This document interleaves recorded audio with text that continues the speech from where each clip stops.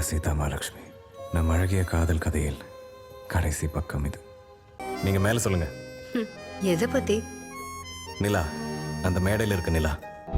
குருக்ஷேத்திரத்தில் ராவணவதம், யுத்த பூமியில் சீதையின் சுயம்பரம். உனக்கு பிடிச்சா சொல்லு, உன்னை மகாராணி மாதிரி பாத்துக்கிறேன். உங்களுக்கு டைம் வேணும்ல, தேவையான ஒரு டைம் எடுத்துக்கோங்க. உங்க கூட இந்த மாதிரி சேர்ந்து நடக்க